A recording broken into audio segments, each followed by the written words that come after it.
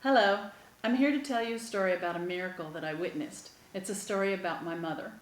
On March 10th, 2016, my mom was taken to the Augusta County Medical Center's emergency room where they determined she'd had a heart attack. She was still coherent and alert at the time. While running tests, she had another major heart attack. They said it was a 7 out of 10 on the level. They rushed her to surgery where they put 2 stents in and a balloon pump to help her heart beat more regularly. She was having trouble breathing as they prepped her for surgery, so they put her on a ventilator as well. Once they got her stable and I'd been able to arrive, they determined that they were not equipped to do any more for her. So Friday, they moved her to UVA's critical care unit. It took 4 hours and a helicopter to get her there. The doctors there were not very hopeful that she would even survive, and they continued to tell me that I needed to turn off everything and see what happens. But I heard a voice that day say, "Not yet," and I fought them from stopping treatment over and over again for the next week or so. The hospital pastor even told me I had to prepare for the worst, but not yet was my strength. By Sunday, after much prayer and many more praying around the world for her, she continued to hold her own. She was surprising the doctors because they thought for sure she would have had a stroke as well as brain damage, but tests did not support that theory. Still, their expectations every day was that she'd not make it to the next. They had given up on her, but not yet, and I had not. Monday, they started the procedure of weaning her off the balloon pump. They'd wanted to do it Saturday, but not yet, and I said no. She needed more time. Monday morning, they asked me again, and this time I didn't hear "not yet," so I said okay. They told me to prepare myself for her not surviving because no one had ever stayed on this pump as long as she had and survived. She was off it completely by Tuesday afternoon, and her heart wasn't pumping as strong as they'd like, but it was strong enough to hold her own. Then they said if she was still stable by morning, they wanted to take her off the ventilator. Still no voice telling me not yet, so I said okay. Surprised, she was still stable Wednesday morning. So at 5 a.m., they started backing off the meds that were sedating her. At 8:15, Mom was awake enough that she knew she had tubes down her throat, and she pulled them out because she did not want them. They couldn't stop her. I got there about 8:30. She'd been in and out of consciousness and was struggling to remove the tubes every time that she awoke because they had to put them back in. The not voice yet then said, "It's only temporary," and I knew what to say to calm her down the next time she woke. I showed her I had her rings. I told her the neighbor was taking care of the cats and that the tubes were only temporary. Every time she would come to for a bit, we would tell her that, and she would immediately calm down. Her condition continued to improve slightly, and she just kept surprising the doctors that she was still alive. The doctors again were telling me, "Don't get your hopes up, that she is only at that survived stage, and yes, she might live, but she'd never go home. She'd probably have to go to a rehab or an assistance living and then spend the rest of her life in a nursing home." Not yet helped me have the strength to make them take it slow and give her more time.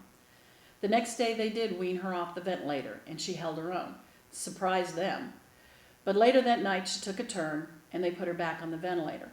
It'd been 8 days since that morning in the ER. Now even her pastor was saying it was time to remove everything and prepare for her to go. I did not hear "not yet" voice, so I said, okay, try taking her off the ventilator again. So once again, they weaned her off the meds so they could remove the ventilator. I arrived about 8 a.m. that morning, and her eyes were fluttering and opening. I noticed that her hands were restrained because they told me she kept trying to take the tubes out every time she would come conscious enough. So as I set my things down, I turned to see she'd gotten both her hands free and was again removing the tubes. I rushed over to stop her but was unable to. She'd gotten them too far out, so they went ahead and removed them the rest of the way.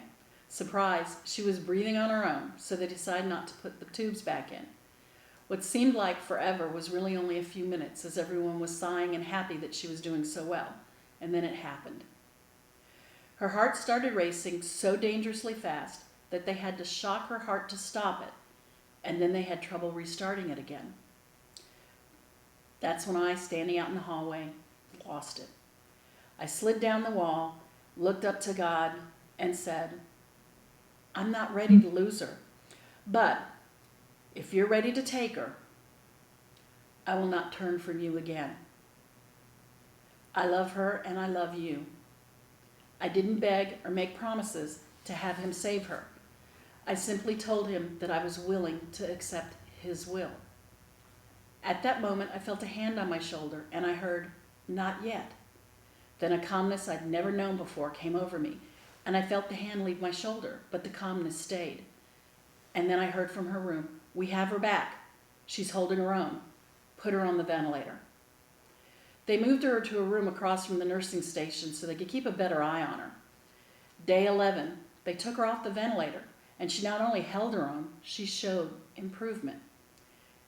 Day 12, she was awake, sitting up, and alert. Every doctor that made rounds for the next 5 days stopped with their students to show them the miracle woman, the woman that they said should not have been sitting up and talking to anyone, the woman that they said 12 days ago should have died.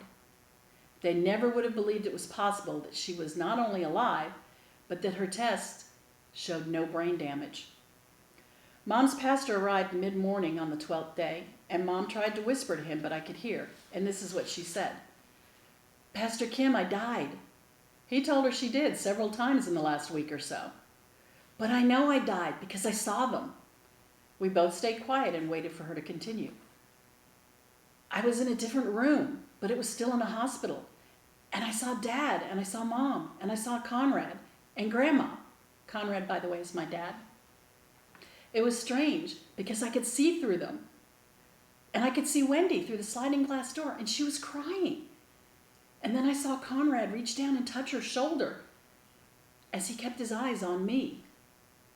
And they were all smiling at me, but then they faded away. And the last thing I saw was Grandma blowing me a kiss with both her hands like she always did." Pastor John told her that she did see them and that it was not yet her time. So that's why they left. My mother is so faithful and so strong in her faith and her love for God that she knows that he will be there for her when it is her time. When she finished her story, I believed for the first time in a long time that God loves me too. How did I know this, you ask? Because 1, I never told anyone about the voice that was saying not yet, and it's only temporary. And 2, I never told anyone about my shoulder being touched, and that I didn't see anyone close enough to me to have done it. See, my Father's hand touched my shoulder, and when the fear lifted, so did my belief that I wasn't worthy of God's love. I was worthy. The miracle that everyone talked about until my mother was released was a miracle that I never asked for, but was given with love from our God, because only our God would love us enough to do that. And by the way, the miracle woman, 2 years later, went to Hawaii with her family and did 2 things she'd never done before and always wanted to do. She rode on a zip line and she snorkeled off of the coast of the Big Island. Thank you for letting me share my mom's miracle, and God bless you all today.